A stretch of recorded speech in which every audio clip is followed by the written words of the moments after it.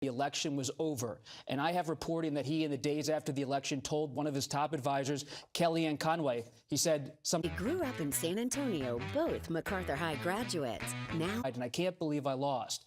The fact that he said that to different associates behind the scenes means that everything that came after that post-election period was a conspiracy based on false claims, because Trump knew that he had lost the election. If he knew he lost the election, yet still tried to push all these people to keep him in power, that is seen as criminal intent. The criminal intent to stay in office, not just to have the belief that you rigged the election and that the election was rigged and that you could do this. But Trump's lawyers say, but that's his free speech. He's allowed to do that. You can express a lot of criticism about the election, and Trump's lawyers will continue to argue free speech. But as former Attorney General William Barr has said in recent days and on CBS News in recent weeks, criticizing the election is one thing, but then pressuring people to keep you in power, using all of the different levers at your disposal as president of the United States, is different than expressing free speech. In the eyes of the special counsel, it's not free speech, it's abuse of power. And free speech is not absolute. There are lots and lots of limits on free speech. You can't say certain kinds of things, and you certainly can't say certain kinds of things in furtherance of a crime. And that's why the focus here is on the fraud, the crimes that were committed, the conspiracy that he went into. That's the important piece, not the fact that he was speaking. And in the indictment, of course, also details stuff that is other than speech. It's conduct, specific conduct. And the main thing you have to recognize here is the special counsel has done more work than any previous investigation on detailing how Trump tried to enlist people to be so-called fake electors or alternate electors. He wanted to essentially throw out votes, allegedly, in all of these different states and have Republicans in those states send new slates back to Washington. Think about how unique this is historically. In December of 2020, as our Constitution states, the Electoral College votes. And then on January 6, 2021, it was supposed to be a formality, a certification. It's like Congress puts a stamp on something that's already been done. I mean, we'd never really even covered it before until this year, this past election. But then in December 30th, 2020, Trump and his allies in Congress, they say, wait a minute, this is maybe a certification on January 6th, but we're going to use this as an opportunity to attempt to throw out some of these votes and to not have it be about a certification, but an objection, and to send the election back to the states and then back to the House. I know this is convoluted, but I want to make one quick point. What Trump ultimately wanted to do here, if you're wondering, well, what was the scheme about? What was this really about? Trump wanted the election to go into the House of Representatives, because if it went into the House of Representatives, Trump believed the Republican delegations there would be able to vote him, as our Constitution lays out. It's called a contingent election. Trump could win a second term if he could just push the election into the House of Representatives. It was a winding path, but Trump was so convinced he could do it that he pressured his vice president, his most loyal soldier of all people, to try to put this into motion. And it wasn't just his vice president. It was members of Congress. Even on the day of the certification, the president and his allies were calling members of Congress. They were calling senators. They were pressuring secretaries of state. They were pressuring governors, trying to go anywhere they could to either overthrow the results in various states or to get these lawmakers to halt the count so they could continue to push their case. Went way beyond free speech. We've got lots to get to in terms of digging into some of the legal arguments, and we've got our team here to discuss that as well. We may also hear later today from Trump himself as well as his attorney, but want to give everybody a sense about what is going to happen here. Today's proceedings, because they are scheduled down to the minute. An official tells CBS News that the former president will be processed by the U.S. Marshals at the federal courthouse before being taken into the courtroom. Now, this process is going to mirror that in Trump's first federal arraignment in Miami. We were all there for that. And then Trump's fingerprints will be collected by a digital scanner, but he will not have a mugshot taken today. The former president will then make his initial court appearance, where he is expected to plead not guilty, and then he is expected to return home to his club in Bedminster, New Jersey. Let's bring in congressional correspondent Scott McFarland. He is inside the courthouse. And Scott, describe what you're seeing. We're in the second story of the courthouse, room 22. Court 22 is where the former president will appear. He's going to appear before Magistrate Judge Mokshila Upadhyay. The crowd has already been seated here, Nora. There are two different sets of wooden benches in rows, and there are two long tables. To the judge's left will be the special counsel attorneys, and we expect Jack Smith in the room, too. To the judge's right will be former President Trump and his legal team. If he enters through a back entrance, he'll be able to avoid walking through that crowd. If he goes through the main entrance of the doors, there's a double door, a little foyer, then another double door. He'll walk into this room, which is about the size of a small elementary school gymnasium, floor to ceilings, light brown wood. But behind the judge is this big white marble wall, U.S. flag, and a big seal over the wall, at the top of the wall. And she'll be administering the plea entering, the release conditions, any other instructions, and any other questions from the attorneys. When former President Trump enters, he'll go to that table, take his seat on a black rolling chair, and wait for the judge to call things to order. Couple notes. This cavernous courthouse, one of the most bustling and busy in America, has pretty much ground to a halt today. They slid a lot of small matters off the calendar. They moved cases to next week to free up space and free up some security to do their work. And just now entering the courthouse, as the proceedings are about to begin, U.S. Capitol Police Officer Harry Dunn and retired Sergeant Aquilino Gonell, two of the most outspoken police who were part of that January 6th response.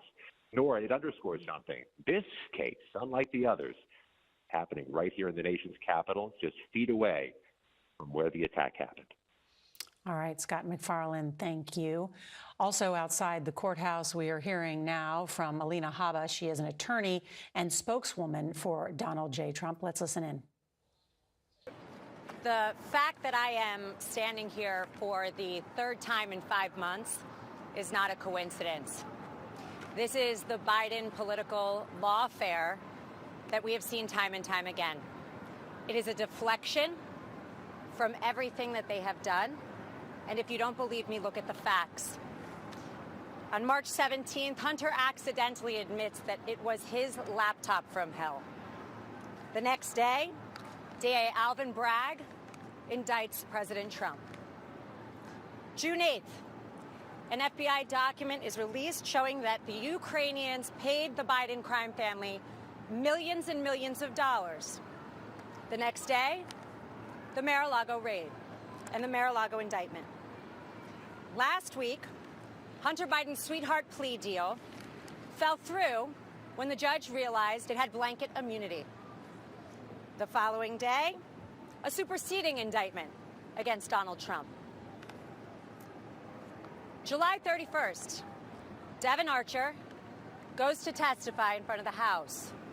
That was only after they failed to put him in jail prior to the fact. What happens the next day?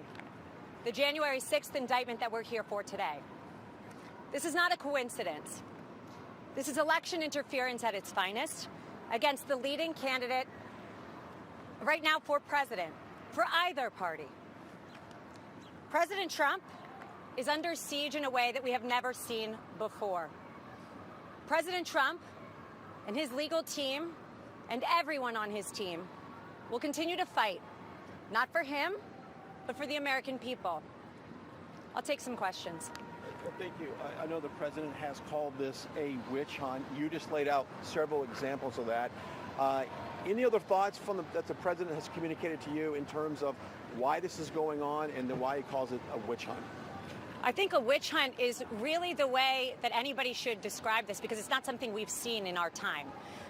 This is not even political. This is beyond that. A witch hunt is when you relentlessly attack your opponent, when you relentlessly attack the thing that you are most afraid of. People are afraid of somebody that cannot be bought by Washington. People are afraid of somebody who is independently wealthy and who has given up his good life to fight for this country. And that frightens a lot of politicians who are career politicians, unfortunately, because he'll get back there, and I know he'll be fighting for every one of us so that this doesn't happen to us. And that is Alina Habba, who is a spokesperson and attorney who represents Donald Trump as a spokesperson. But as you noted, of course, noting the this is a political prosecution, she is saying, of Donald Trump, but she did not address any of the specifics that were outlined in this indictment by the special counsel, Jack Smith, or rebutting the conspiracy or obstruction charges. I wanted to bring in our chief Washington correspondent, Major Garrett, as he was listening along as well. Major, your take. So the judge in this case, when it comes to trial, is not going to be interested in what happened or didn't happen to Hunter Biden. The judge will be interested in the evidence presented that either backs up or doesn't back up the indictment provided by the special counsel, Jack Smith. Now, Alina Habba, speaking on behalf of the former president, wants to make an association in timing between developments regarding Hunter Biden and the former president. That's an interesting story. It has a narrative arc that the former president's campaign believes is persuasive, but it is utterly immaterial in a court of law.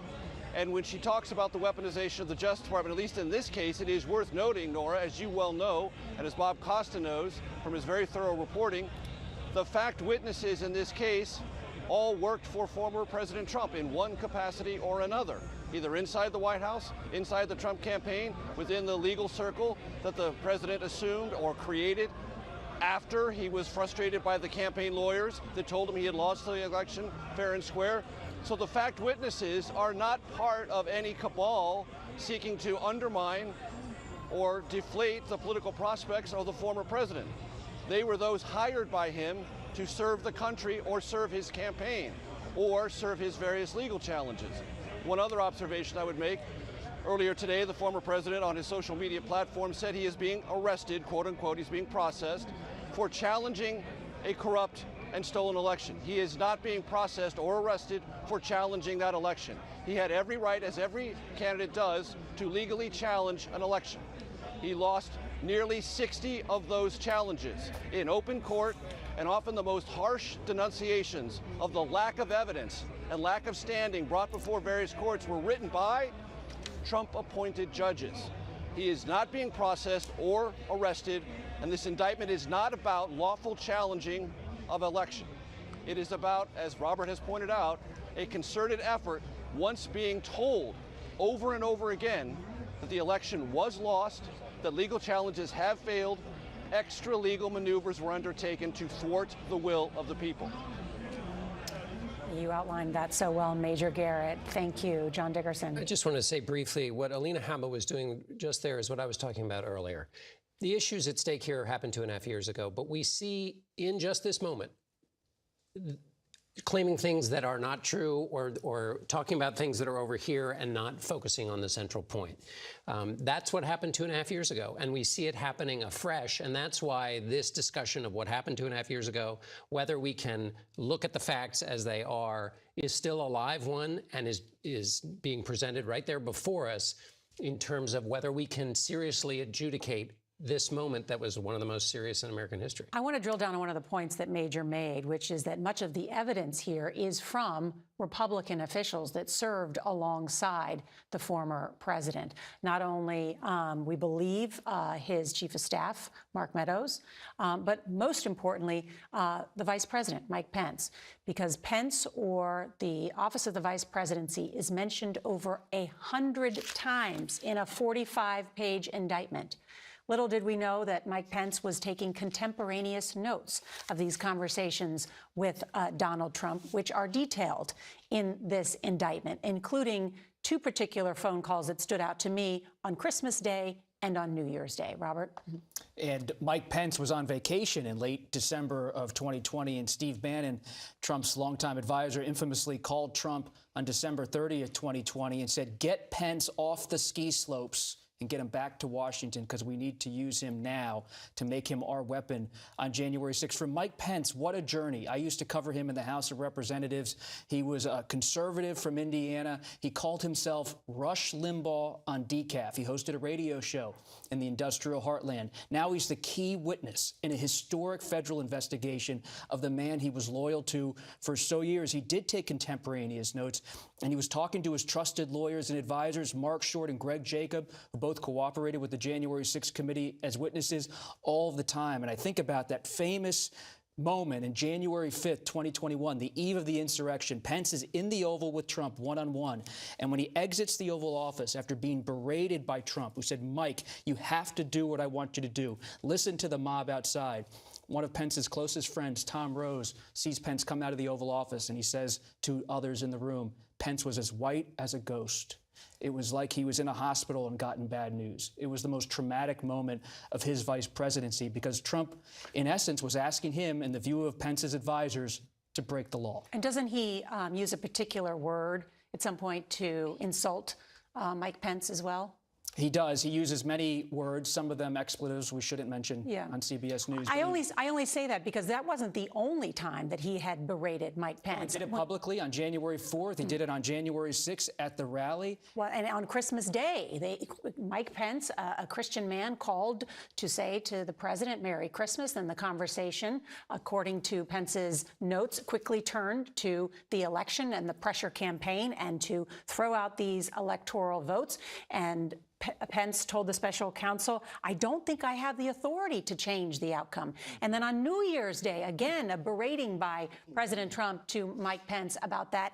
And Mike Pence says, I don't think I can do that. There's no constitutional basis. And at that point, Trump says to him, to Mike Pence, you're too honest. And Mike Pence is now selling merch in his bid for the presidency that says Mike Pence too honest on it. It's almost as if he has been sort of unchained by the fact that this indictment has now been released. He's speaking out more forcefully against the former president than he has in the past. He says the president was more loyal, wanted him to be loyal to Trump, not to the Constitution.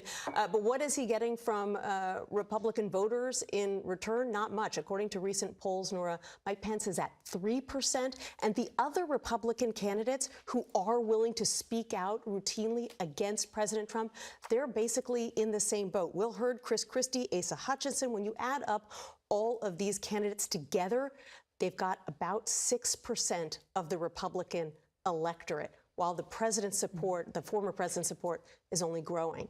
And just want to note, we are showing from the indictment on page 33 that conversation that I was just detailing that happened on New Year's Day, where the Trump says to the vice president, you're too honest. And then as the indictment lays out here, that within hours of that conversation, the defendant, otherwise known as Donald Trump, reminded his supporters to meet in Washington before the certification, tweeting, the big protest rally in Washington will take place at 11 a.m. Stop this. And just to grasp the obvious here, this is not only amusing because Mike Pence is selling merchandise with too honest on it, but it suggests that the president knew what he was asking Mike Pence to do was dishonest, and therefore he knew what he was doing, which is one of the things that the special counsel is alleging. You are so good at setting me up here, and thank you, Nancy, because if Mike Pence is using that slogan in this kind of political environment, not sure that works these days, being too honest. So it's an interesting approach, but I also wanted to talk about the three cases that the spokesperson for President Trump, former President Trump, pointed out. Three cases. This case is different. Okay, you have the classified documents case, you have the case in Manhattan, but this is not a victimless case. And I think people sort of get caught up in the politics of it all. But again, people were injured, more than 100 officers injured. You had officers who died as a result. You're going to have family members in the courtroom. You're going to have former officers in the courtroom. This is not a victimless crime. This is different. And even getting outside of Washington, D.C., you had poll workers whose lives were threatened. You had people who worked to adjudicate these elections who felt that they were personally threatened because they were being singled out and being described by either the former president or by Rudy Giuliani as having done something terribly wrong when there was no evidence that they had. We're getting some new information from what's happening right now inside that courthouse. Let's go to our congressional correspondent, Scott MacFarlane, who is there. Scott, what can you tell us? Jack Smith, the special counsel, has just entered courtroom 22, taken a seat at a bench near the prosecution table, and the prosecutors are now at this long rectangular table, each seated in a black rolling chair. We're waiting on the judge now, and we're waiting on the former president and his defense team to enter this courtroom to begin the proceeding. So many other January 6th defendants had their initial appearances this week, Nora. The court's been dealing with dozens of them each week. And in each case we watched, they made a virtual first appearance. They were given that opportunity for logistical reasons. And because of the caseload here, Donald Trump has chosen to come here in person today. Now, this is an event that is clearly invisible to America. No cameras here. He was taken through a private entrance. But being here does amplify the significance of this moment.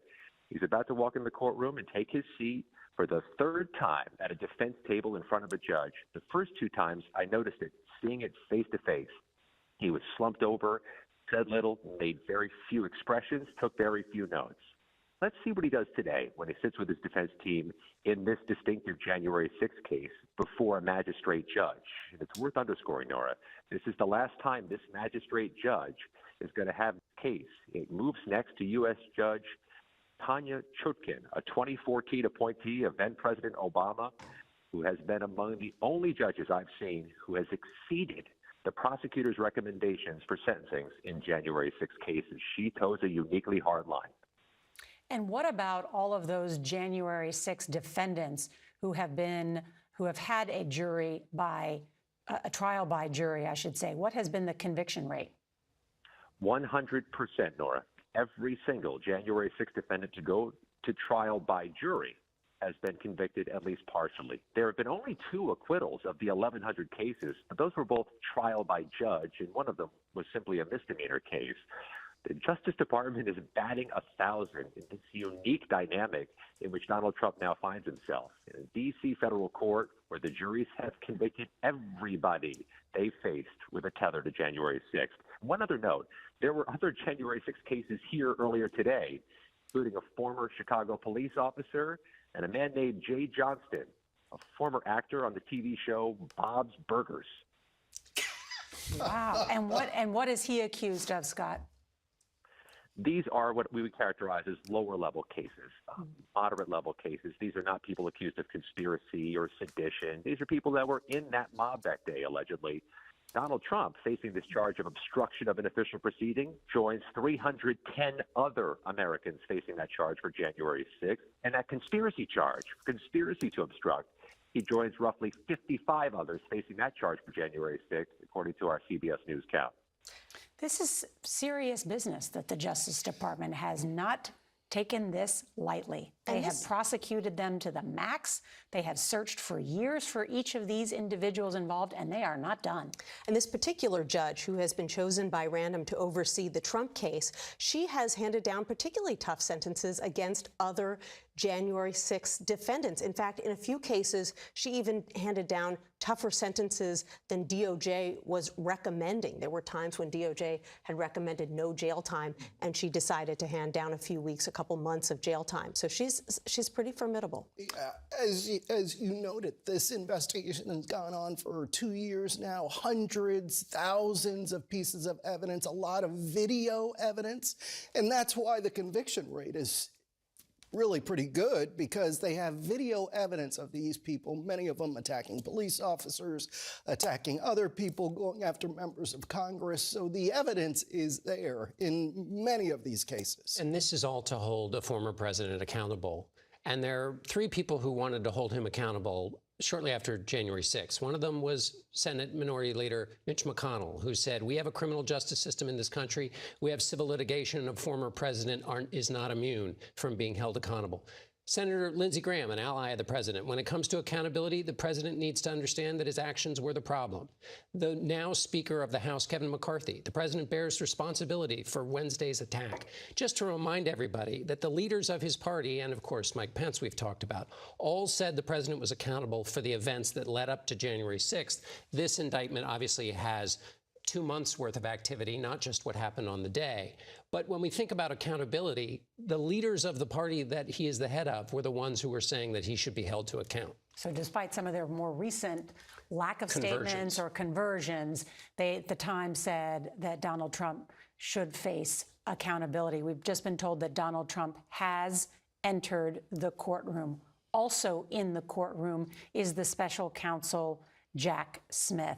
And I want to spend a moment on Jack Smith because he is essentially who Donald Trump is up against.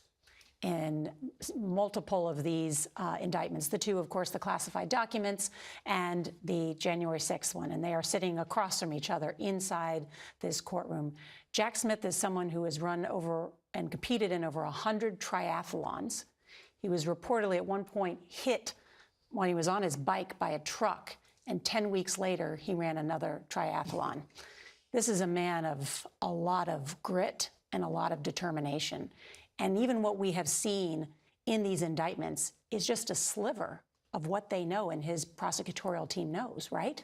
His aggressive approach to his personal health and exercise correlates to how he approaches his prosecution and his strategy. We've talked a lot about how the former president is under pressure, but Jack Smith is also under pressure today. He is moving at an aggressive pace to try to move to what he has called a speedy trial of former President Trump. But he's going to face obstacles. We heard from Alina Habba, one of former President Trump's spokespeople. But the people who are likely to be in the courtroom today with Trump is a different set of lawyers. Todd Blanche, a veteran criminal defense attorney, Evan Corcoran, who's been working on the January 6th case with Trump for a long time. They are going to push the Judge Chutkan, in next week's status hearing, which they expect to happen, to delay this trial and to make sure that they have ample time for discovery.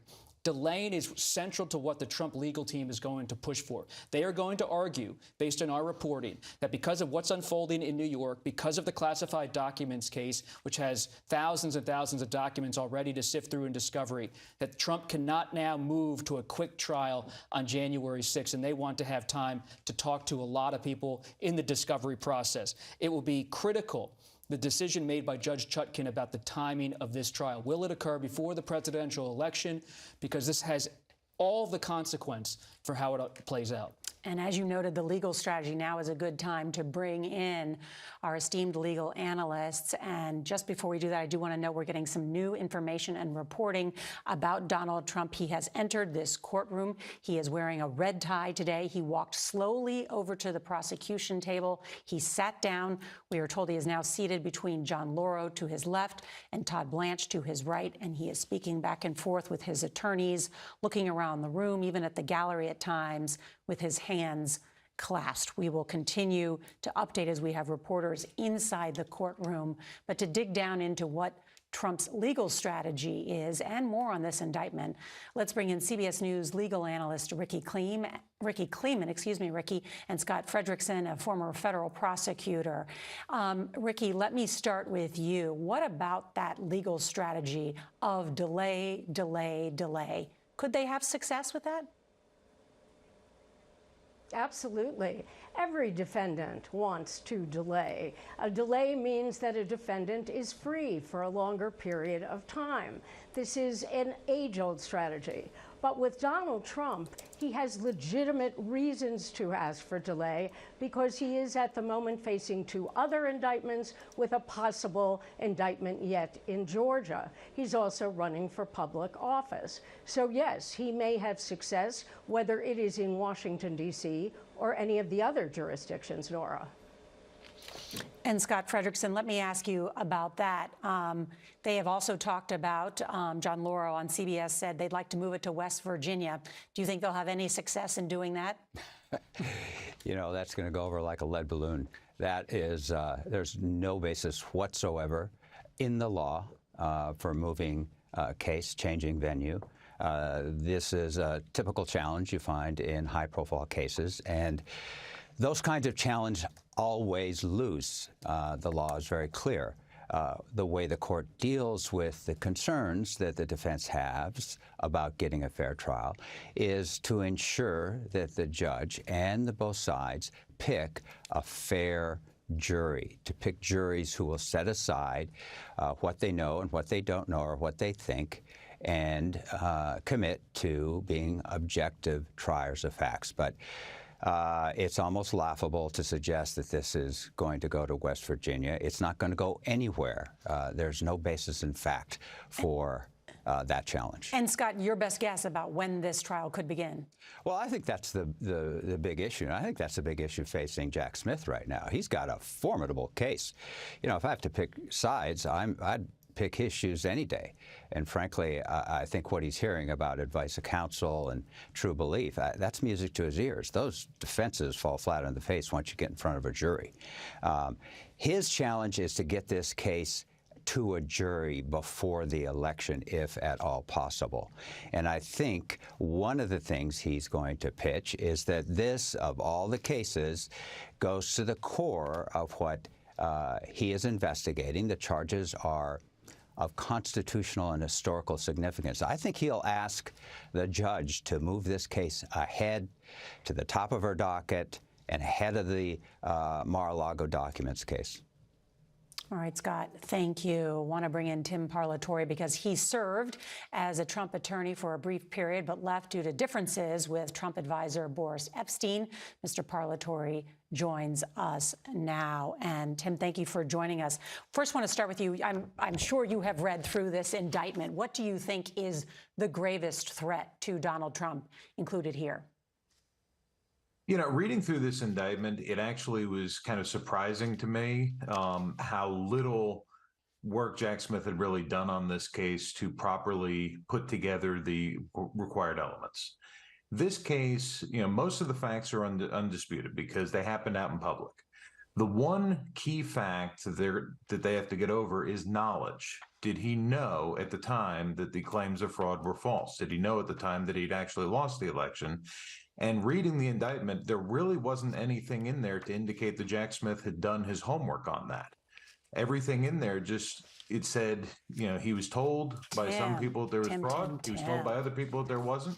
Tim, who should he have listened? Tim, I just happen to have it right here, page 7. So if you're following along at home, the claims were false and the defendant knew they were false. In fact, the defendant was notified repeatedly that his claims were untrue, often by the people of whom he relied on for candid advice. A, the defendant's vice president. B, the senior leaders of the Justice Department. C, the director of national intelligence. D, the Department of Homeland Security's Cybersecurity and Infrastructure Security Agency. E, senior White House attorneys. Let me just turn now to page 8. F, senior staffers on the defendant's 2020 election campaign. G, state legislatures and officials, many of whom were the defendant's political allies. And H, state and federal courts, the neutral arbiters. So what are you saying that he didn't do his homework? It's laid out here, A through H.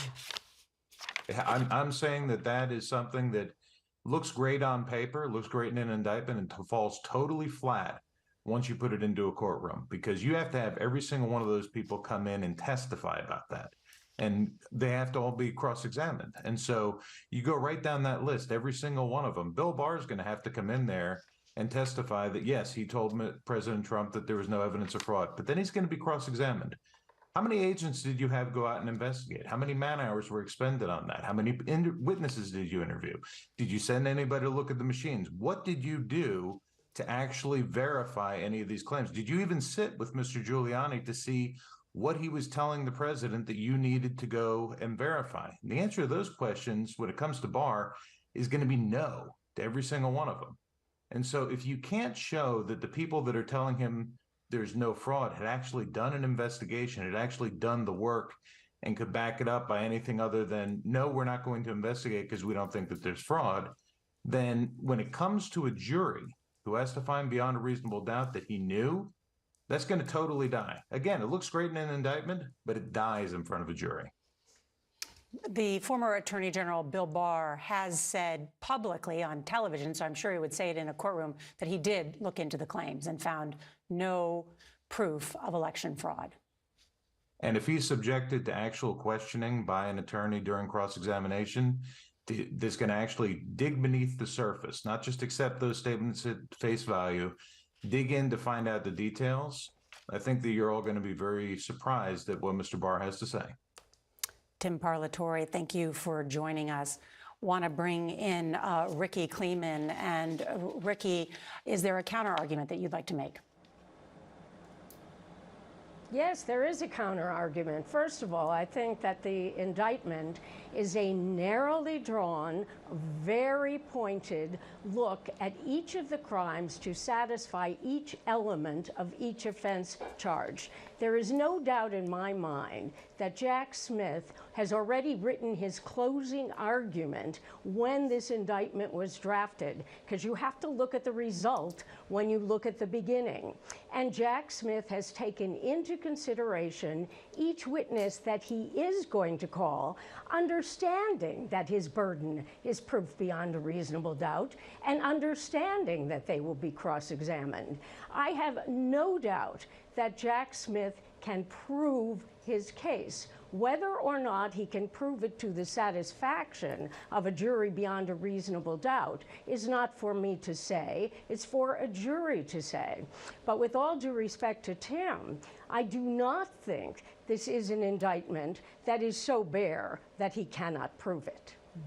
Also want to bring in former federal prosecutor Scott Frederickson. And Scott, I just didn't understand the argument that Tim was making. And I am not a lawyer, but I've read the indictment, and there's multiple, which I just read on the air, instances where apparently the special counsel has lined up a lot of evidence.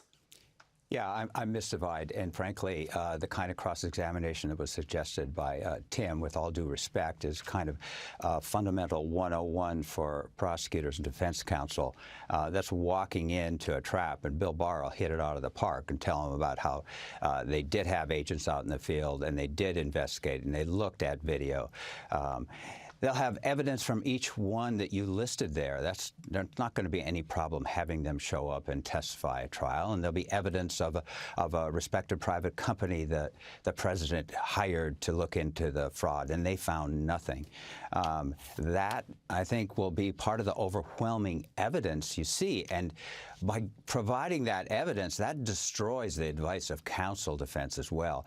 You know, advice of counsel has to be based on true facts. It can't be based on false facts, manipulated facts, which is what this big steal argument was all about. And the president was told, not only by his attorney general, but top DOJ officials, his own White House counsel, the head of national intelligence, the head of cybersecurity, his family, his chief of staff, his top campaign officials. You know, when they get done testifying, I don't think the defense is going to want to get up and do any cross-examination. They're going to have to think of a different defense.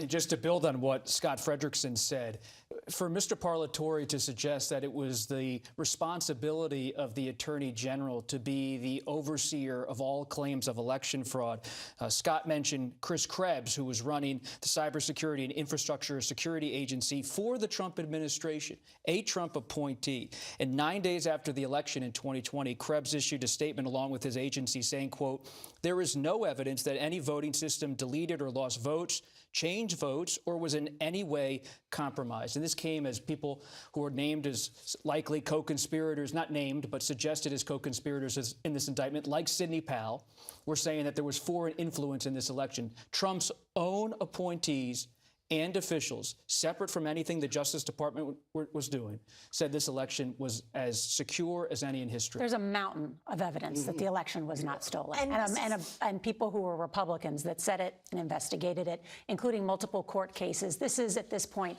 undisputed other than in the political realm. I mean, yeah, absolutely, and it happened in real time. I mean, these aren't details that were somehow uncovered by Jack Smith. We heard from Bill Barr publicly in real time. We heard from Chris Krebs publicly in real time. We heard from secretaries of state publicly in real time that there was no fraud that they uncovered in this election. And as Scott mentioned, the courts took a look too. The system for adjudicating these claims looked at them, and the president was shut out, which is to say he lost all of the cases. Let's bring in Democratic Congressman and former January 6th committee chair Benny Thompson. He joins us now. And Mr. Chairman, thank you for joining us. Your committee did extensive work on what happened on January 6th. Much of that was referred to the Justice Department. I haven't had the chance to speak with you, but as you've read through this indictment, what stuck out to you? Well, a lot of it was the body of work our January 6th committee uncovered. We talked to people all over the country, election officials, people who conducted campaigns for the candidate, And without almost to the person, they indicated that they found no real fault. As you know, a lot of our witnesses were Republican officials, and they basically said, we reviewed it, we recounted, and we could find nothing wrong.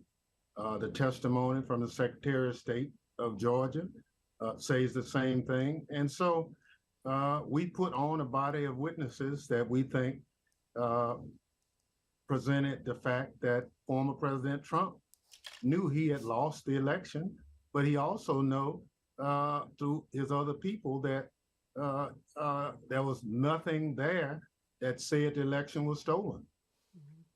Mr. Chairman, I want to ask you, too, about the thought that there could be a trial of the former commander-in-chief not far from where you work every day in the U.S. Capitol, at that courthouse, which is the intersection of Pennsylvania Avenue and Constitution Avenue. What will that be like? What will that mean for our country? Well, I think it's part of how we test our system of democracy. No one is above the law, not even the President of the United States. It has nothing to do with the timing of the election. I believe that the Department of Justice looked at a lot of our work and added it to their body of work and determined that something had gone amiss. And in presenting the evidence to a grand jury, obviously that grand jury agreed. I don't feel good about the fact that a former president of the United States is going on trial, but I do feel good that our system of democracy works in that if you are found guilty of any charge or if you are accused of it, you have your day in court. Donald Trump is no different. I'm convinced, based on our review of the facts, that, as you know, we made some recommendations that we think he did do some things wrong. But we were not a prosecutorial body, and that's why what you see with the special counsel is the logical step to determine ultimately whether or not Donald Trump is guilty. Benny Thompson, the congressman who chaired the committee and heard hundreds of hours of testimony from more than 1,000 people, and of course, turning over those findings to the Justice Department.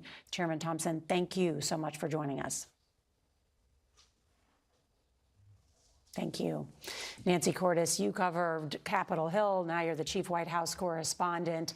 I mean, they did a lot. That committee did a lot of work, extensive work that we all covered here on CBS News and watched a lot of that evidence and testimony. And it is hard to overstate how influential the findings of that committee were and how much influence they have had on this indictment that we're looking at right now. You know, this case was kind of in limbo at DOJ a couple of years after January 6th took place. It's not hard to see why. It was a novel case. Nothing like this had ever happened before. It was totally unprecedented legally, and of course it was politically fraught. But then the January 6th committee did the Herculean work of interviewing all of these people, some of them for the first time, putting together this compelling narrative, and then saying to DOJ, and here are the criminal statutes that we believe you could pursue. And they sort of tied it up in a neat bow in a way that had not been done before. And what's the result? It's the indictment that you see this week. To build on what Nancy just said, perhaps the most important thing Chairman Thompson's committee did is it brought Trump to the center of the story in terms of making him, in their view, the mastermind of this conspiracy. Recall what happened in the days after the Capitol attack. Democrats in the House and some Republicans mounted an impeachment process against Trump, and they impeached him. And they impeached him for inciting a riot. It was about Trump's conduct during the day of the Capitol attack.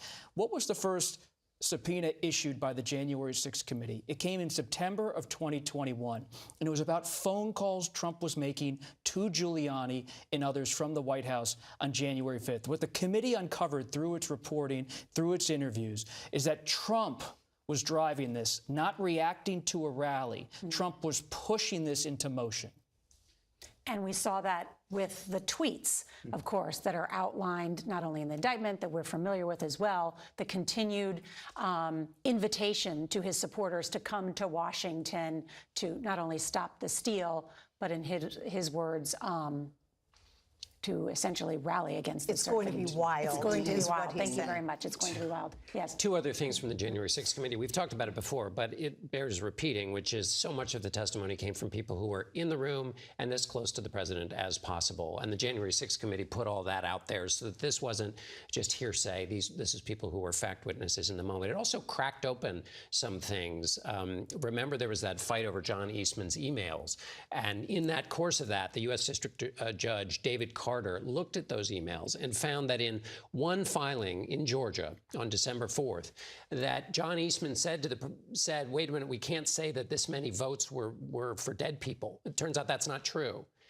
But then they went ahead and said it anyway. Why is that important? Because one of the things at issue is whether the president knew that what he was saying was false and went ahead and said it anyway. And that was cracked open by the activities of the January 6th committee. Also true, Vice President Pence's lawyer, who testifies to the fact that the president was told by John Eastman that the scheme actually wasn't lawful. Again, to the heart of the special counsel's case. So not only did he know that he lost the election, he knew that the claims that he was making were also false and made them anyway. And engaged in a conspiracy anyway. And the conspiracy was put on paper.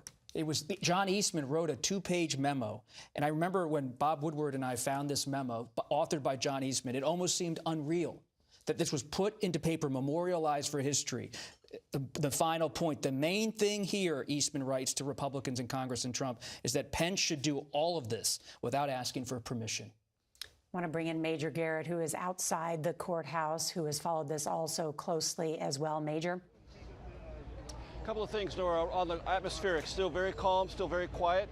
Right after the former president arrived, they reopened Constitution and Pennsylvania Avenue, so a very small footprint in terms of slowing downtown D.C. down for this proceeding. I imagine when the former president leaves the courthouse behind me, those streets will be blocked again, but everything is flowing just as it normally would be right now. Just wanted to give you that atmospheric here on the plaza of the courthouse. A couple of things that Mr. Parlatore said that I think bear considering for a second. He said, under cross-examination, these witnesses will fall flat before a jury. That's the key phrase, before a jury. The Trump strategy is to find one juror, to hang that jury. And why do I think that matters in Mr. Parlatore's words? Because I have traveled the country. I've written a book about this topic, about the way we do elections, about the certification process, about the fact that there were 95% paper ballots, auditable paper ballots across our country in 2020, the highest percentage ever in a national election. And for those who believe what the former president says, there is no amount of evidence that will persuade them otherwise, none. And so what Mr. Parlatore is saying is put those witnesses on the stand and ask the former attorney general, well, did you go into the machines? Go into the machines. What are you talking about? The method by which you confirm a vote is to audit the paper ballots. And when the audit matches the ballots, that's how you know the election has been fairly certified and verified. There's no going into the machines, but if you ask a question and say, well, we didn't go into the machines, does that create a sliver of doubt? Does that create one iota of doubt that one juror might cling to? I'm telling you, when Mr. Parlatore described it that way, falls flat before a jury, he was explaining exactly that process that lies, as Robert Costa well knows, very near the heart of the Trump strategy. And thank you, Major Garrett. And Nancy, you have some of the numbers there as well. Sure. I mean, it won't be hard to find that one juror. It might be a little more difficult in Democrat-leaning D.C., but recent polls have showed that 7 in 10 Republican voters or Republican-leaning voters still believe that Joe Biden did not legitimately win this election. 3 years later, they still believe that. That is near an all-time high. That shows you how effective Donald Trump's messaging really was way back then. And it also helps to explain why he's now polling above 50% in Republican primaries. But the special counsel's job is to keep the eye on the ball. And the eye on the ball here is even if he really thought this was true, despite this mountain of evidence, he went and engaged in activities that were outside the bounds of what you're supposed to do if you believe this is true. You're allowed to believe this, and then you run it through a system, and if you win or lose in that system, that's the way it works. You can't go around the system and engage in conspiracy. So there may be doubt about whether there's metaphysical certainty about the election. It doesn't matter the activities he engaged in, says the special prosecutor. We're not allowed, regardless of what your underlying belief is. An update about what's happening inside that courtroom. We have been told that the proceedings are now underway. The magistrate judge has taken the bench. That's about 20 minutes after Trump entered the courtroom. So to imagine that Trump had to wait for about 20 minutes before the judge entered must have been interesting to see what he was doing during that period. When the judge entered, Trump and the rest of the courtroom stood in attention and then were seated again. We have reporters inside that courtroom. I will continue to update on every detail as soon as I get it and share them with you. Want to bring in David Becker, who is our CBS News election expert. He also co-wrote The Big Truth, Upholding Democracy in the Age of the Big Lie, along with Major Garrett. David, good to see you. And on that note, about what some Republicans may believe and what the facts are and what has been adjudicated in the courts, where do we stand? Well, you made a really good point just a moment ago about how the special counsel really laid out both knowledge of the general fact that the election wasn't stolen and some very highly specific facts that related to individual states that were laid out one by one by one. The allegation that 10,000 dead people had voted in Georgia. It turned out that that number was closer to 4 after an extensive investigation explained to him by Republicans who had voted for him. The allegations that there were over 200,000 more voters in Pennsylvania than had actually lived in Pennsylvania. That allegation is just false on its face and is very, very clear. And this is done time and time again. And we sit here now 1,003 days since the November 2020 election, and there still has not been one shred of evidence presented to all of the many courts all over the country that indicates that there was any significant fraud or malfeasance or the outcome was improper. We even have Republican law enforcement officials in Georgia having to enforce subpoenas against people who have claimed that there were fraud, but wouldn't show the evidence. This has happened over the course of the last over 1,000 days now. And again, what you see from the indictment is this list of all of the people, Republicans, all Trump voters, who were telling the president contemporaneously in November and December and January of 2020 and 2021, that what he was claiming was false after extensive investigation. You can imagine how Jack Smith and his colleagues will be bringing in witness after witness after witness. And if the best that the defendant can do is to say, well, tell us more about the investigation you did, that's going to be some very damning evidence that is going to just pile up over days of testimony. And then the real question becomes, does the defendant himself, former President Trump, the person who best knows his state of mind and knowledge at the point in time, decide to testify on his own behalf and the risks that go along with that?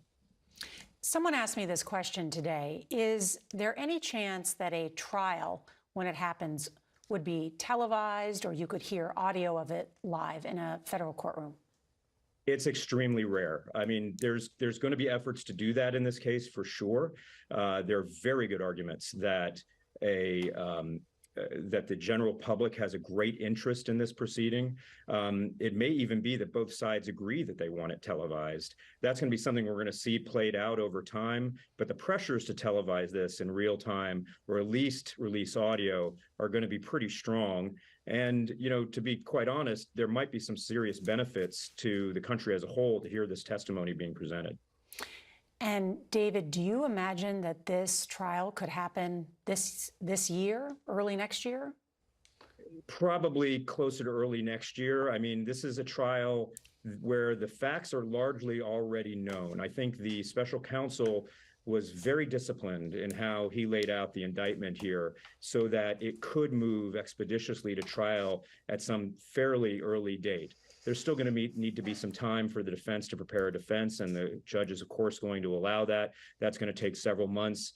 But my expectation is the special counsel is going to ask for this trial to happen probably in the very early part of next year, and then sometime actually take place sometime in the first half of next year.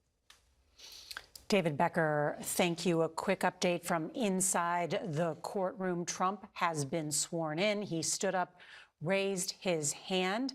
The judge also instructed Trump on the schedule for the day, and Trump spoke into the microphone and said, "Donald J. Trump, John," at the request of the judge to state his name, and he said he is 77 years old. 77, he said to the judge from inside that courtroom.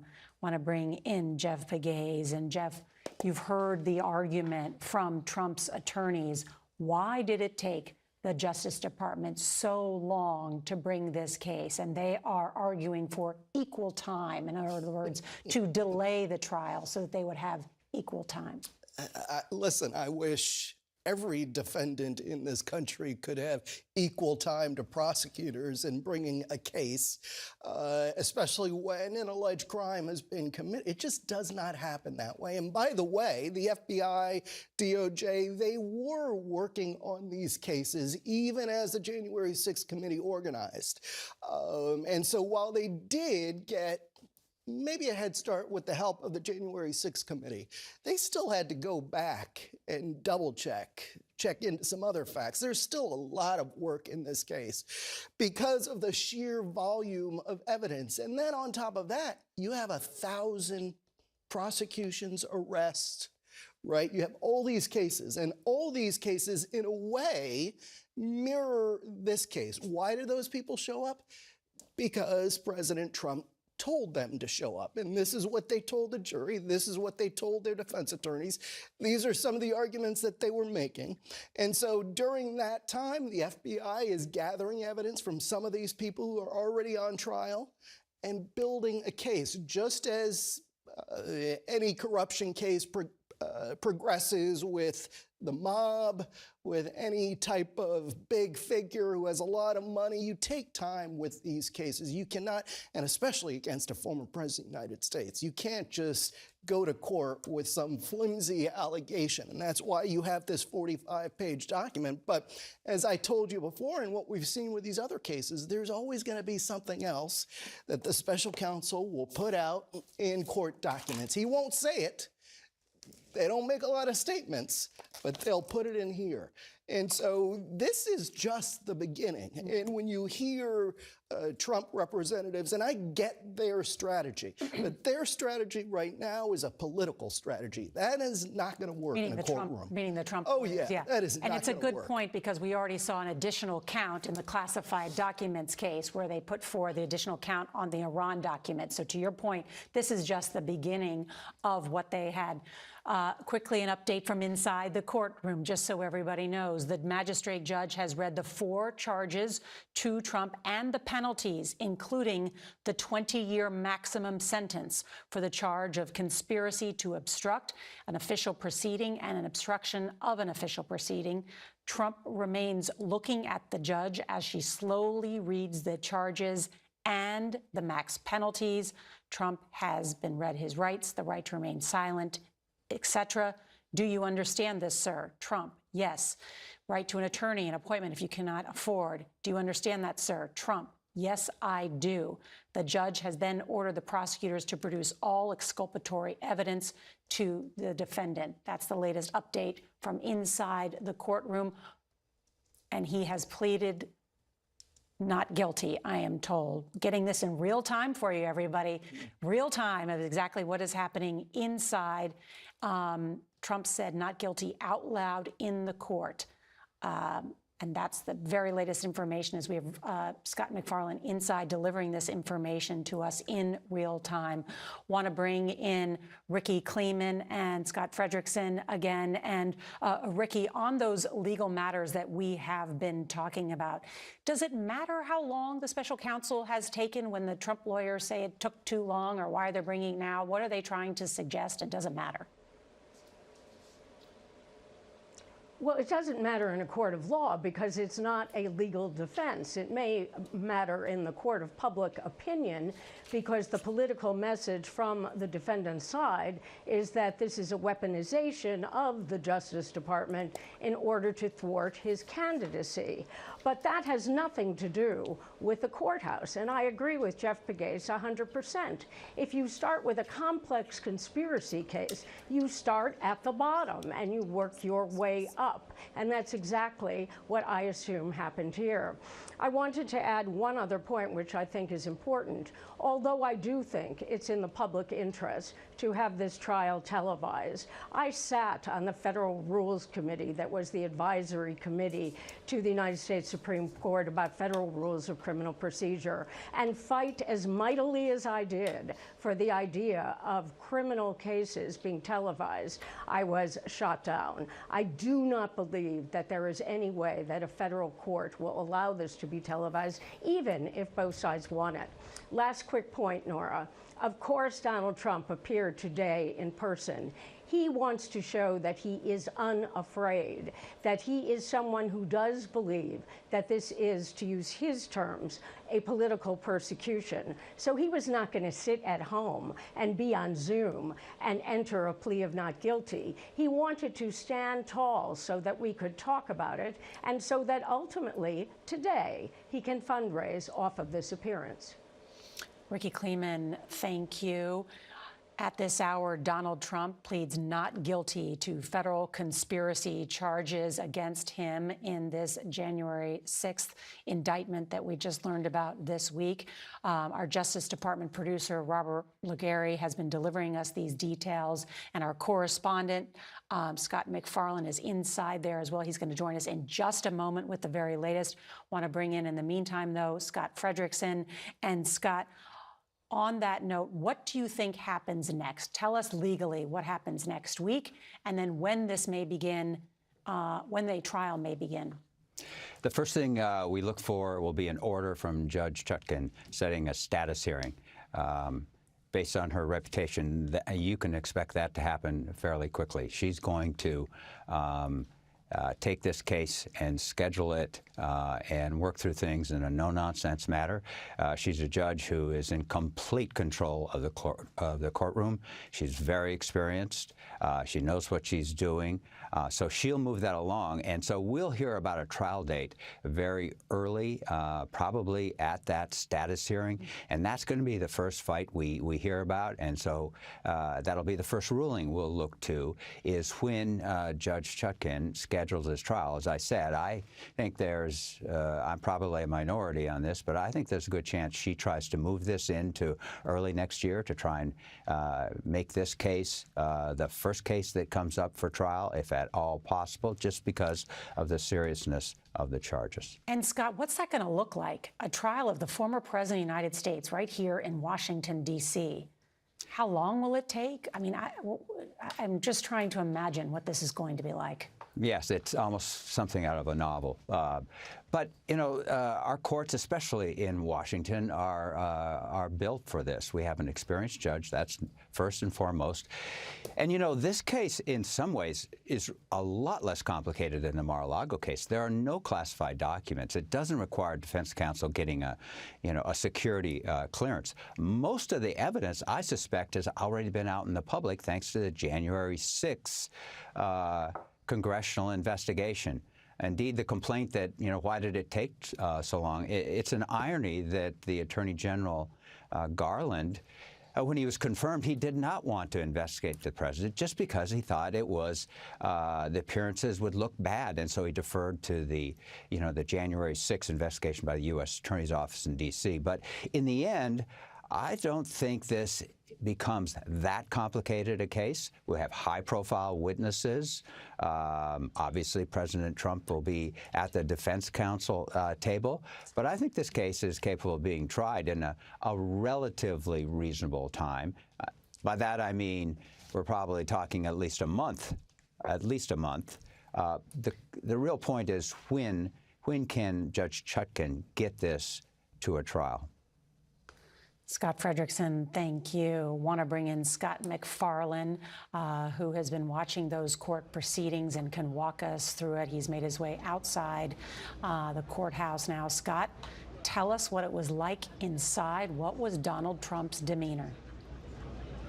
Donald Trump leaned right into the microphone on the rectangular table in front of him and pleaded not guilty to these 4 felony counts accusing him of seeking to overturn the 2020 election, which he lost. The special prosecutor just said, Nora, they're not going to seek any detention of Donald Trump or strict release conditions. He's going to be released on a bond he doesn't actually have to post, an surety bond. And there's going to be a requirement he not talk to known witnesses in this case, keeping in mind much of his inner circle could be witnesses in this case. The proceedings are really a garden variety set of proceedings in this courthouse. They do this a dozen times a day. They read the charges. They asked if he'd like them to read the full indictment, all 45 pages. He declined that. They asked him if he needed a taxpayer-funded, court-appointed lawyer. He declined that. He has his own counsel. And a couple things jumped out at me just in his body language. Just like we saw in Manhattan a few months ago and in Miami earlier this summer, he's kind of hunched over, hands clasped, making no use of the pen and paper on the table in front of him, occasionally whispering with or hearing whispers from his attorneys on either side.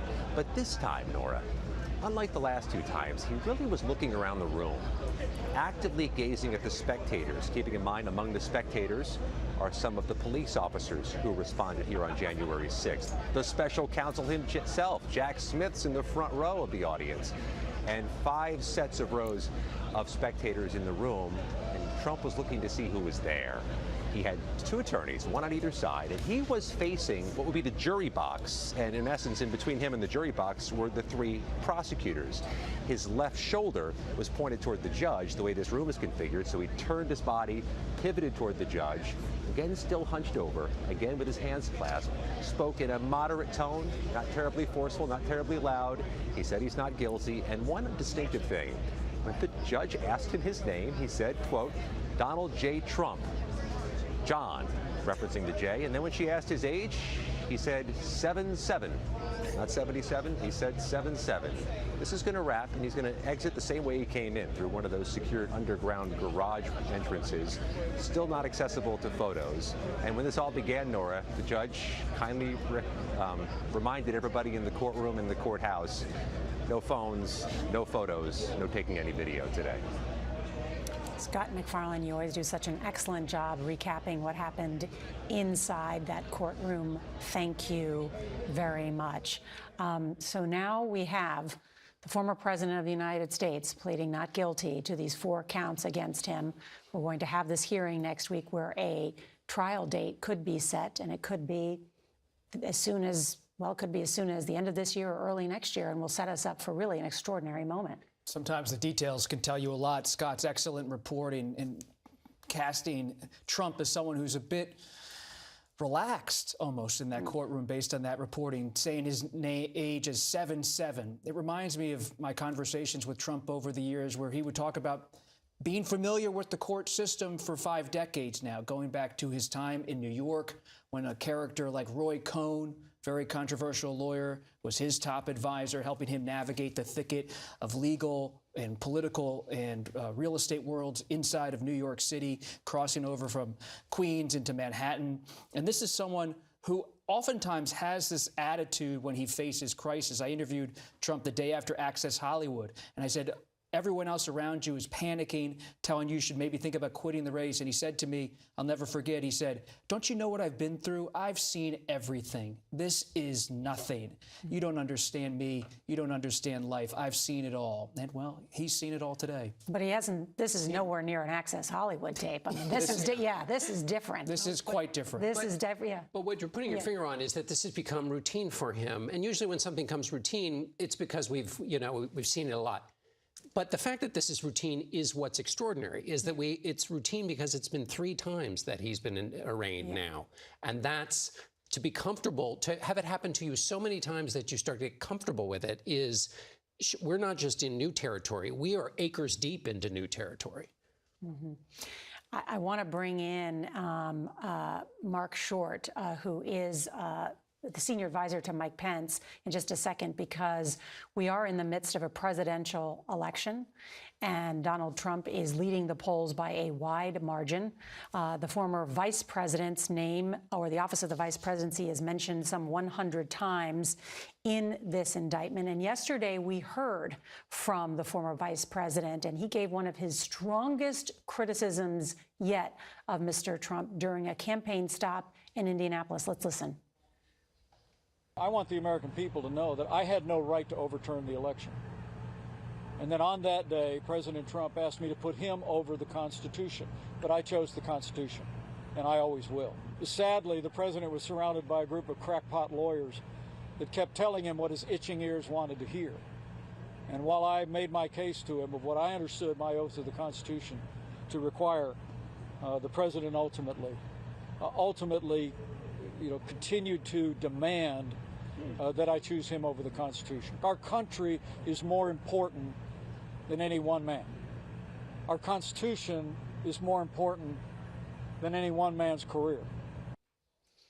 Joining us now is Mark Short, senior advisor for former Vice President Pence. Mark, thank you so much for joining us, and good to see you. Mark, what's your understanding of how many notes the former vice president had and was able to provide to the special counsel? Nora, thanks for having me. I think, as you can imagine, the Vice President of the United States is a demanding role where a lot of information flows in from a lot of different things, from national security issues to leading the COVID task force to handling legislation. And so it was his tendency to keep contemporaneous notes. But I think that the vast majority of those are things that honestly were reflected in his book. I think that the chapters that go back to the events surrounding January 6th leaned heavily on those notes. And so I'm not sure there was so much new in the indictment that hadn't already been shared with the American people. Did the former vice president know, and did he also believe that Donald Trump knew that he lost the election? I don't know that Donald Trump ever said to the vice president, or certainly when I was in their surroundings, that he felt he had lost that election. I don't know, honestly, Nora, to the extent to which the president's actions necessarily were criminal. I do know they were wrong, and I do know that he violated his oath to support and defend the Constitution of the United States. I do know he asked the vice president very specifically to violate his oath to the Constitution. And I think that, at this point, the prosecution probably has plenty of witnesses from the campaign who testified they informed the president that he had lost, that any evidence of fraud was insignificant and would not have changed any of the results. I think you probably have other witnesses that have testified that from the legal counsel in the White House, they informed the president that the vice president had no such authority. And, one person that I think is certainly not mentioned in the indictment, but was in many cases the ringleader, the organization of this in the White House, is Mark Meadows. And so I certainly believe he probably has testified extensively as well about the president's thoughts and what the president knew at this point. And so I don't know, again, to what extent these actions will bear out to be criminal, but I do know that they're wrong, and I do know that the vice president upheld his oath that day. I know the vice president has spoke to this in the past, but I want to ask you today, would he be willing to testify against Donald Trump at a trial? Well, I don't know about answering that hypothetical now, Nora. I think that much about the dynamics between the president and vice president played out very publicly. It seems that much of the uncertain part of this is the conspiracy as to what he knew and didn't know, and whether or not the vice president's called to testify. I think he always has followed the law, and so would presumably do so in this case, but no indication of that at this point. We talked about earlier some of the phone calls and the contemporaneous notes that Mike Pence has provided to the special counsel, including from a phone call on New Year's Day where Donald Trump berated Mike Pence, asking him to overturn the election. And Mike Pence replied he didn't have the authority to return or reject votes. And Trump told him, "You're too honest." Nancy Cordes has provided us with a picture of the merch that your campaign is now selling that says "Too Honest" on T-shirts and hats. How is that merch selling? Well, Nora, I think that in the last couple of days, the vice president has received an enormous amount of support and thousands of additional donations. And I think that, I think what's fundamentally to your question is something important about, overturning versus sending it back, because I think that is part of the narrative that's been out there by the president's lawyers about just sending it back. I think it's important for your viewers to know that the request all along was for the vice president simply to reject states' electors. It was to overturn the election. In fact, Donald Trump even said so prior to the former vice president's speech to the Federalist Society a couple years ago, that he'd asked the vice president to overturn the election. I think in later time they believed the PR of saying simply send it back to the states sounded better. And that was something that they turned to in the last 36 hours. And there's even notes from John McEntee in the White House saying, since Pence won't go along with the overturn election, let's pivot to this theory. And that theory really is one that has the same ultimate end, because the notion was if somehow something could be returned, which the vice president doesn't have that authority, and no vice president in 250 years has, nor do Republicans want Kamala Harris to have that authority. But hypothetically, if it did, the idea was you get below the 270 threshold in Electoral College, and it returns to the House of Representatives to get a different result on the election. And so it sounds nicer, but ultimately the impact would have been the same. Mark Short, senior advisor to Vice President Mike Pence, his former chief of staff. Mark, thank you so much for joining us. Nora, thanks for having me. And we are being told that the proceeding has ended inside that courthouse. We will likely see Donald Trump escorted out at some point. We could hear from the former president at some point this afternoon. It's unclear what time, but we are being told that he may speak before cameras at the airport before returning back to his club in Bedminster, New Jersey. Nancy, I want to talk to you about this because it is extraordinary in this indictment, the details and the evidence, but also the contemporaneous notes, as we've noted, that are made by Mike Pence that the special counsel uses as evidence. Right, and it wasn't just Mike Pence. There are so many people who were in the president's orbit who also relayed what he told them. And something that we haven't really discussed much yet is the fact that, according to the January 6th committee, and the indictment touches on it as well, this actually started not on Election Day, but well before Election Day, much to the frustration of Republican leaders around the country. The former president, he could see the polls, and he started to say things like, well, if I lose, it's because the election was rigged. And he started telling some of his supporters, don't use mail-in ballots because those are rigged. And you had so many Republican leaders saying to him, please don't say that to our supporters. Republicans historically vote in larger numbers than Democrats using mail-in ballots. If they don't think those ballots are safe, that's going to depress our mail-in ballot voting. And there's good evidence that that is exactly what happened.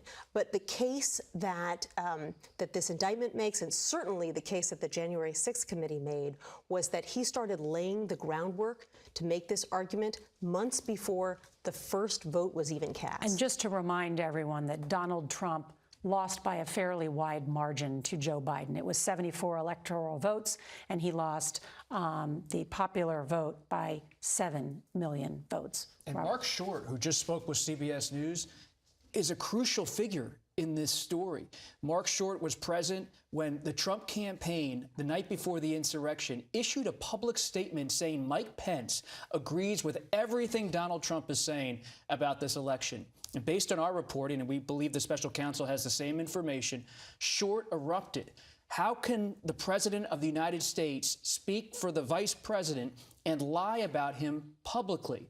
But Boris Epstein and Rudy Giuliani and so many others close to Trump were still trying to go maybe even over to Pence's home at the Naval Observatory to try to get him to come along. One of Pence's advisors, Marty Opes, remarked to others, it almost felt at that moment like a bad mafia movie. We were being hustled. We were being pushed around. And Mark Short was there telling Pence, hold the line. And Pence agreed with Short. But it was a pressure cooker of a moment.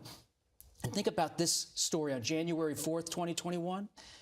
Donald Trump is supposed to get on Marine One, his helicopter, but he doesn't want to get on it just yet. He wants to call Pence to the White House. So Marine One is worrying around on January 4th for a long time, and Trump calls Pence into the Oval Office and confronts him once again. And Short is in the room, who you just spoke with Pence, as Trump says, I'm not going to get on that helicopter until you agree with me that you're going to do what I want on January 6th. And Pence pleads with Trump, I'm trying to do what I can. I'm listening to my lawyers. And Trump says, do what I want. And then he goes to Georgia that night, and he says publicly, Mike, you better do what I'm telling you to do. And Pence and his advisors are watching that night on January 4th after that conversation in the Oval Office, which we can see on our screen. And they're saying to themselves, what have we gotten ourselves into? And now we know, in the eyes of the special counsel, a possible criminal conspiracy. It's kind of breathtaking when you describe it in all of the details. It's incredibly breathtaking in the pressure campaign, as you noted. And just a tiny little textual thing for Mike Pence, who kept an open Bible on his desk. That itching ears comes from Timothy, heaped to himself teachers in accordance with his own lusts. Basically, that's the scene you're describing, is surrounding himself with people who would only tell him what he wanted to hear. And for Mike Pence, when Trump goes to him on January 5th, he says, Mike, if the mob outside wanted you to do this, wouldn't you want to do it? Wouldn't you want to do it? And then Trump famously, this has been confirmed by testimony before the January 6th committee, Trump opens the door to the Oval Office on a freezing cold night so he can hear the mob outside on Freedom Plaza. They're playing songs. I was actually walking around that night with a notebook in hand. I remember a few things. Rats were in the streets, cops were everywhere, Proud Boys and Oath Keepers, and nobody else, because it was the pandemic. Nobody was in Washington, D.C., except those planning an insurrection. But even I look back, I could have never imagined what would happen the next day. It seemed impossible in our political and legal imagination that this kind of thing could happen in this country. I just never would have imagined, even seeing the Proud Boys in front of me. Yeah, I was at the Capitol that day, and you know, even as it was unfolding, we kind of couldn't believe it. I mean, the fact that the Capitol itself was being breached. We were live on the air for 9-10 hours straight, watching it unfold in a way that is still hard to believe, even now, having watched the January 6 hearings and read this indictment. I want to bring in Scott McFarland because he is outside the courtroom and has a little bit more details about what was this 27-minute-long proceeding. Is that right, Scott? And what happened and what's happening there right now? And Nora, the judge kept Trump waiting. He was sitting idle in his seat for about 20 minutes because the proceedings began late. And the Trump defense team, before this hearing just wrapped, has already begun the process of seeking to delay the case. The judge gave him 3 choices for the next court appearance: August 21st, August 22nd, August 28th. The Trump team promptly responded August 28th. And then the defense attorney for Donald Trump told the judge they may need more time. They may need to waive some of these speedy trial rights they have because they have to review all the evidence in the case. In a case where timing is everything, less than 6 months before the Iowa caucuses, on the eve of this enormous 2024 campaign season, a former president who's also the frontrunner for his party's nomination is now, to a degree, fighting the clock. And so are prosecutors in all 3 cases. The real timing in this case ultimately will be up to the U.S. District Judge who gets this case next, beginning August 28th. That's Judge Tanya Chotkin. I got to tell you, though, standing here at this moment, the resonance of January 6th can be felt. We're surrounded by police bike rack barricades, the same ones that were toppled down the street January 6th. Some of the Capitol police officers there that day were in the courtroom. And on the other side of this camera lens, you can see the U.S. Capitol. This case is just going to be different, Nora. It's going to land different with some number of Americans. Scott McFarland, who has covered so many of those January 6 trials and kept track of them. If you follow his Twitter feed and reporting here for CBS News, it has been detailed unlike anybody else. Really has done such extraordinary reporting. Scott, thank you. We want to show you, this is the Trump motorcade as they have left the courthouse in downtown Washington, not far from the U.S. Capitol. The intersection of Constitution and Pennsylvania Avenue, going through the E Street Tunnel, if my directions are correct. I think that's, and then on his way back to the airport, where he will then return to Bedminster. It's not clear yet, although we could hear from Donald Trump. You know, we were thinking about, just as this next appearance is August 28th and then a potential trial, who is Trump's legal team. He has been through so many lawyers, including Tim Parlatore, who we heard from earlier, who was making some specious arguments. But who is this team, and how will they handle sort of the weight? I mean, don't you need a whole group of people to deal with charges like this? You usually need a whole law firm. You usually would get a law firm, but that's not happening here. Most law firms have looked at this situation with a former president facing criminal conspiracy charges, a New York hush money case, Mar-a-Lago documents case, and the Georgia case that's upcoming with a charging decision, and said, no thanks. Todd Blanche, who's leading the legal effort for Trump right now, he left his law firm and he's at the helm at the moment. He's working with John Lauro, who has been on CBS in recent days. And they're the point people. Evan Corcoran's in an awkward position because he's one of Trump's lead attorneys on January 6th, but he's also part of the Mar-a-Lago investigation as a witness. So the special counsel has forced Corcoran to leave Trump representation on Mar-a-Lago because he was involved with how the documents were signed with the FBI and the National Archives, yet Corcoran's still there today in Washington with Trump on January 6th. When I've asked sources close to Trump's legal team, is a law firm in the offing? Could someone be coming on? They say no. This is a limited team, and they're going to focus on the political message as much as the legal message. Well, because that's easier, too. Because think about it, just in this case, the January 6th committee report was 800 pages. This is 45 pages, this indictment. But think about getting your head around 800 pages, and then all the secondary material if you're trying to mount a defense. And that's just one of the four, and you could argue there are even more cases if you talk about some other civil cases. But that's just one of the four challenges for these lawyers. It's just a tonnage of work. And they want to take this to the Supreme Court. I mean, if you really want to boil down their strategy to one thing is, if convicted, appeal all the way to a Supreme Court they believe is conservative and might rule in their favor on issues like speech and advice of counsel. I mean, don't you need the best lawyers in the country in order to defend yourself on something like this? That's what I find so interesting about your reporting, Bob. When you've been talking to sources about this, do these large law firms not want to take the case because they're worried it will scare other big money clients off, or because they've seen what happens to Trump lawyers, they end up getting into trouble themselves? Well, look at how Nora so aptly introduced Timothy Parlatore. She said in her introduction that he left his work as counsel for Trump because of disagreements with Boris Epstein, who's a Trump lawyer and political advisor. Trump's inner circle. He may also be the unknown co-conspirator. That's right, because Boris Epstein, I know there are a lot of names here. It's like Watergate, all these different currents of information and a tree of people. But Epstein was close to Giuliani. Epstein's also someone who's always telling Trump, based on what we've learned, what he wants to hear. And there's a real division in Trump's legal team about happy talk versus frank talk, and when to be political and when to be focused on the legal brass tacks. Former Attorney General Bill Barr was asked about what these lawyers working for the former president should do, and he said, get a lot of insurance, because the president has churned through lawyers and then also people who've been close to him. Mm-hmm. And he always turns to outside lawyers. Why did John Eastman and Sidney Powell become part of the inner circle? Because they told Trump what he wanted to hear. This is such a momentous day, and yet it may not be the last indictment of Donald Trump, because we are awaiting news from Georgia, and that's where Nicole Killian is for us today. And Nicole, what's the very latest from there?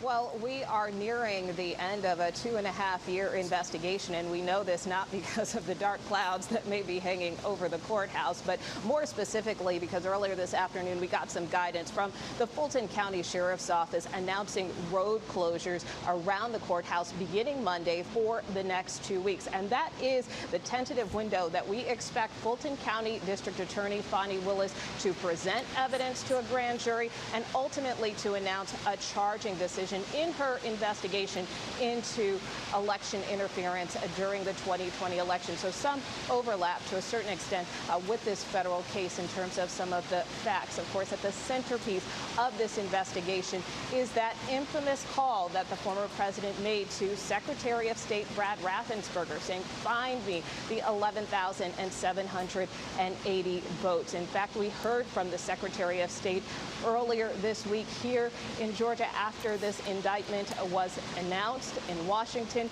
he said that this was expected. He continued to defend his actions as well, saying that we ran the traps on all of these false election claims. And so it's important to note, because Raffensperger not only talked to federal prosecutors, but also was a key witness here in this Fulton County investigation, which heard from some 75 witnesses, including many members of the former president's inner circle. So a lot of attention will be here on Georgia in the next couple of weeks. The district attorney has made clear that she is ready to go, Nora. Wow, Nicole Killian with that new reporting there from Georgia about what may be happening as soon as next week. And yet, Nancy Cordes, as we heard that, the thought, and I used the mountain of evidence, but I'm thinking it's like a tsunami of evidence and these cases and that's facing Donald Trump. There was an extraordinary meeting between President Obama and President Biden recently in which Obama had a warning for Biden. What have you learned about that meeting? Well, I've learned that this was a lunch that took place in June. We knew about the lunch and the fact that it was taking place at the time, but it has since been reported that former President Obama warned the current president, Joe Biden, don't take Donald Trump for granted. He's still a very formidable opponent. Obviously, his supporters are extremely loyal to him. Obviously, they're still willing to give him money, even though millions of those dollars are clearly going directly not to campaigning, but to his defense. And he urged him not to, to take it very seriously, and told him that he would do everything that he could to help him out. Some important context, just as people think that this may be so many legal troubles that Donald Trump is in. Even the Democrats and President Obama believe that Trump is formidable as a Republican nominee. And Robert, in this indictment, of course, there are the 6 co-conspirators. What do we know about them? How could they figure in a potential trial? Here's what CBS News is learning about these alleged co-conspirators of Trump. These were central figures orbiting around Trump in the final days of the administration. You have Rudy Giuliani, who took over the legal strategy in the days after the election, collected affidavits, tried to fight it in the courts, then pressured election officials in the states to do Trump's bidding. John Eastman comes up with the plan to have Mike. Well, you have been watching a CBS News special report on the arraignment of former President Donald Trump on 4 felony charges for his actions following the 2020 election, as well as the events of January 6th. Now, you can continue watching it online at KENS5.com. KENS 5 News First at 4 starts now.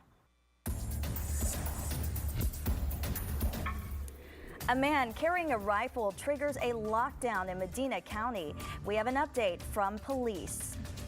And the bar battle near the Alamo that's dragged on for months now is over. Find out